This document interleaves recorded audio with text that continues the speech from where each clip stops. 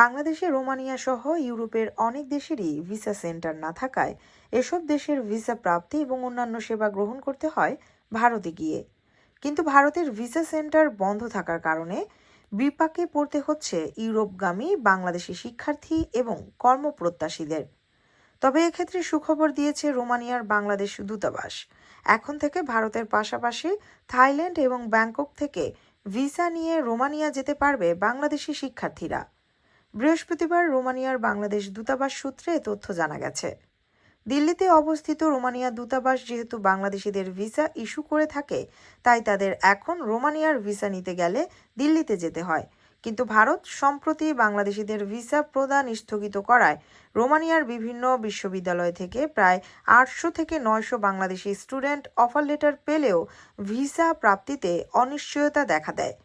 ফলে ভিসা সংকট দ্রুত সমাধানের দাবিতে আবেদন করে রোমানিয়ার ভিসা প্রত্যাশী শিক্ষার্থীরা। এমতো অবস্থায় রোমানিয়ার বাংলাদেশ দূতাবাস দেশটির পররাষ্ট্র মন্ত্রণালয়, ন্যাশনাল ভিসা সেন্টার, রেক্টরস অ্যাসোসিয়েশনে যোগাযোগ করে ভিসা জটিলতা সমাধানের চেষ্টা করে। ফলে বাংলাদেশের কাছাকাছি থাকা থাইল্যান্ড এবং ভিয়েতনামে রোমানিয়া দূতাবাস থেকে বাংলাদেশি শিক্ষার্থীদের ভিসা দিতে রাজি হয়েছে। এখন থেকে ভিয়েতনামের হ্যানয় এবং থাইল্যান্ডের ব্যাংককে রোমানিয়া দূতাবাস থেকে ভিসা নিতে পারবে বাংলাদেশিরা। এ বিষয়ে রোমানিয়ায় নিযুক্ত বাংলাদেশের রাষ্ট্রদূত মোহাম্মদ দাউদ আলী বিষয়টি নিশ্চিত করে বলেন, এবছর রোমানিয়ার বিভিন্ন বিশ্ববিদ্যালয় থেকে প্রায় 800 থেকে 900 বাংলাদেশি স্টুডেন্ট অফার লেটার পেয়েছে। দিল্লিতে অবস্থিত রোমানিয়ার দূতাবাস যেহেতু বাংলাদেশিদের ভিসা ইস্যু করে থাকে, তাই তাদের এখন রোমানিয়ার ভিসা নিতে গেলে দিল্লিতে যেতে হতো। কিন্তু ভারত সম্প্রতি বাংলাদেশিদের ভিসা প্রদান স্থগিত করায় শিক্ষার্থীরা বিপাকে পড়েছে। তিনি বলেন, পররাষ্ট্র মন্ত্রণালয়ে 274 জন শিক্ষার্থী সরাসরি আবেদন করেছিল যেন দ্রুত তাদের বিষয়টি সুরাহা করা হয়, কেননা 1 অক্টোবর থেকে ক্লাস শুরু হবে। এছাড়া অনেকেই দূতাবাস ও আমাকে ইমেইলের মাধ্যমে অনুরোধ করেছিল।